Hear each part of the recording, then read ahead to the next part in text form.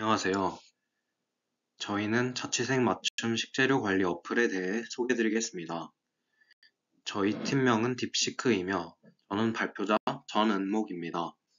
저희 조원은 이서영, 정지은, 차정우로 구성되어 있습니다. 저희 팀원을 소개하겠습니다. 정지은은 영상을 담당하였으며 전은목은 문서와 발표를 담당하였고 차정우는 팀 리더를 담당하였으며 이서영은 코딩을 담당하였습니다.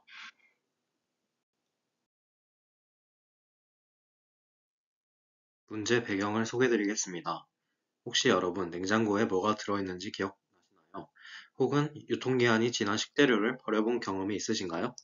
우리나라의 많은 자취생들은 처음으로 부모님과 떨어져 지내게 되면서 건강한 밥을 규칙적으로 먹기보다는 배달 음식이나 외부 음식에 의존하는 경향을 보입니다. 1인 가구가 대부분인 자취생들의 여건상 한 번 요리를 하기 위해 장을 보면 필요 이상의 식재료를 구입하게 되고 식재료 관리와 보관이 익숙지 않은 자취생들은 이를 보관하고 관리하는 데 많은 어려움을 겪습니다. 이에 우리 딥시크 팀은 자취생들의 건강에 가장 큰 영향을 미치는 식생활에 도움을 주고자 프로그램을 개발하고자 하였습니다.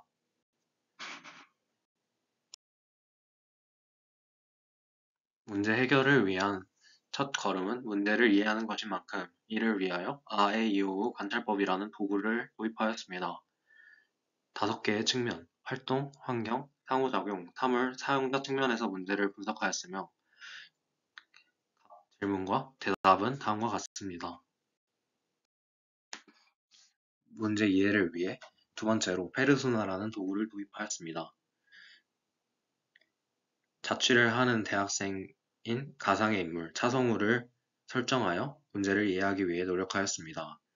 그는 남는 식재료를 이상하게 버리는 상황을 줄이고 싶어 효율적인 식재료 관리를 통해 매일 건강한 요리를 해먹으며 건강을 챙기고 싶어. 그리고 남은 식재료를 버리는 것보다는 주변의 다른 자취생들과 공유하며 음식 낭비를 줄이고 싶어 그 앱의 필요성을 느끼게 되었다고 합니다. 문제를 이해하기 위한 세 번째 도구로 공감 지도를 도입하였습니다. Say, Think, Do, Feel 이라는 네 가지 측면의 질문에 대하여 인사이트를 종합하였으며 그 첫 번째 질문은 위 네 영역을 통해 주목해야 될 사안이며 학생들이 남는 식재료를 효율적으로 활용하여 건강을 챙길 수 있는 방법에 대하여 알아본다 라는 답을 도출해낼 수 있었고 두 번째로 문제 대상이 불편한 부분은 무엇인가 라는 질문에 대하여 주위 사람들과 남는 식재료를 공유하고 있지만 마땅한 커뮤니티가 없다. 가지고 있는 식재료로도 요리를 해먹고 싶지만 레시피를 찾기가 어렵다. 그리고 유통기한이 지난 식재료를 섭취하여 건강이 나빠진다라는 점을 확인할 수 있었습니다.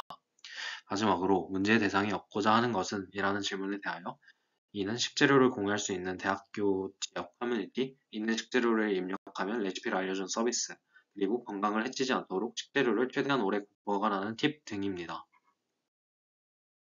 앞서 확인한 세 방법들로 문제 확인을 한 내용을 정리해보면 첫 번째로 건강한 식생활 유지의 어려움, 그 이유는 배달 음식, 인스턴트 식품 등에 과도하게 의존한다 였고 두 번째로 식재료 관리 미숙 문제가 있었습니다.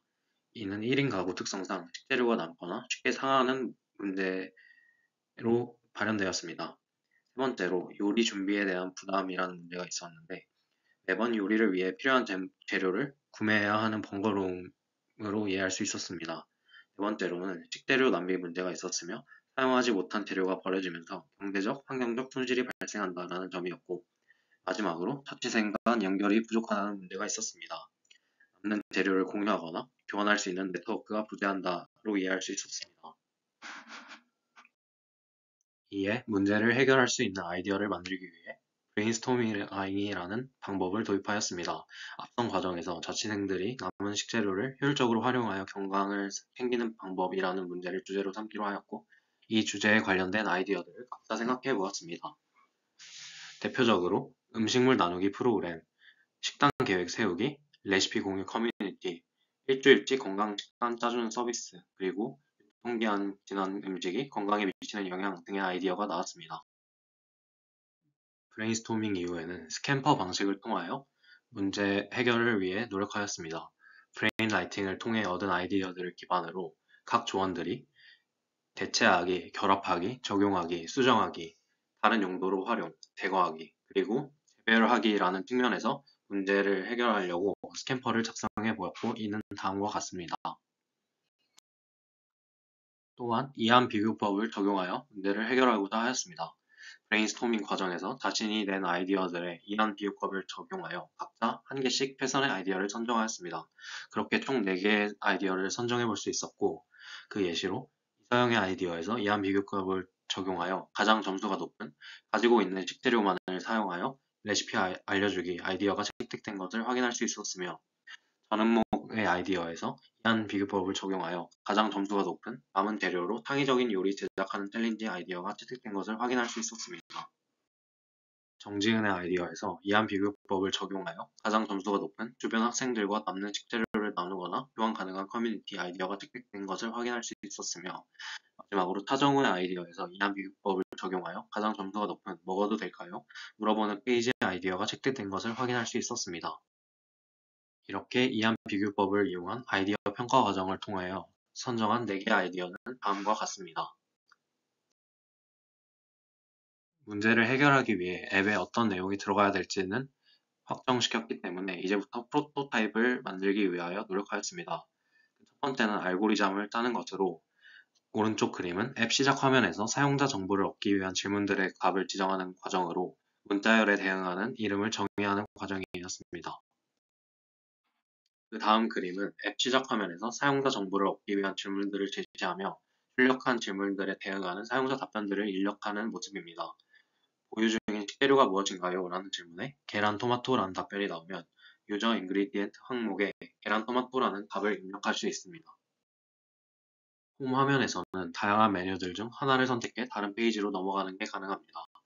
메뉴 선택에 대한 질문을 출력 시 레시피 추천, 요리 챌린지 등의 선택지를 택하여 다른 페이지로 넘어가는 게 가능합니다. 다른 페이지 중 창의적 요리 챌린지 페이지에 들어왔을 때 맨 위에 본인의 챌린지를 공유하거나 다른 사람의 챌린지를 볼 수 있습니다 라는 설명 문구가 제시되며, 메뉴 선택을 통해 본인의 챌린지를 공유할 것인지 다른 유저의 챌린지를 감상할 것인지 택할 수 있습니다. 레시피 추천 페이지에서는 보유한 식재료에 기반하여 레시피를 추천해주며, 계란 토마토를 보유한 사용자에게는 계란 토마토 볶음, 요리에 필요한 재료, 조리 시간과 난이도, 조리법, 알레르기 성분과 영양 정보와 같은 정보들을 출력해줍니다. 마지막으로 사용자에게 앱 사용을 계속할지 관한 질문을 출력하고 사용자의 대답인 입력값에 따라 앱을 종료하거나 다시 홈 화면으로 돌아갈 수 있습니다. 앱 종료를 선택 시 감사합니다 라는 문구와 함께 앱 기능을 종료합니다. 알고리즘을 디자인한 후에는 화면을 디자인하였습니다.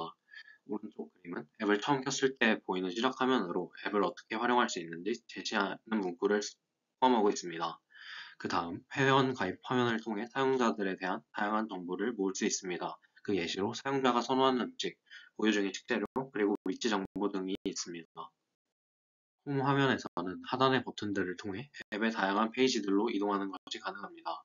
또한 기존에 입력했던 정보들을 수정할 수도 있습니다.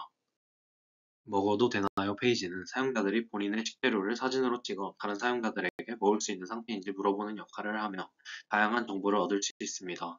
또한 다른 사용자들이 제시한 답변의 만족도를 평가하는 것 역시 가능합니다. 남는 식재료 이용한 레시피 페이지는 보유하고 있는 식재료들을 기반으로 가능한 레시피를 알려주는 페이지입니다. 양배추를 입력하면 덮밥, 샐러드, 오코노미야끼, 그리고 전 등 사용자의 기호에 따라 선택이 가능한 다양한 레시피를 얻을 수 있으며 사진과 함께 제시해줍니다. 창의적 요리 만들기 챌린지 페이지에서는 본인만의 창의적인 레시피를 다른 사용자들과 공유하고 서로 영감을 주고받을 수 있습니다. 식재료 나눔 및 공유 서비스 페이지에서는 위치에 기반하여 다른 사람들과 남는 식재료를 나누거나 교환할 수 있습니다.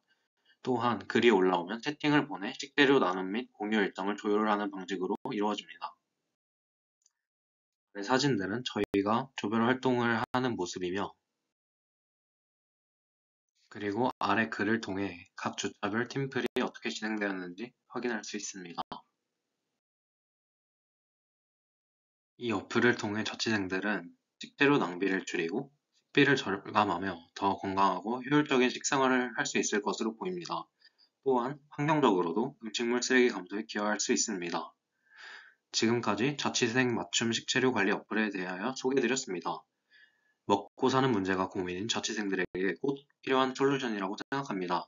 이상 발표를 마치겠습니다. 감사합니다.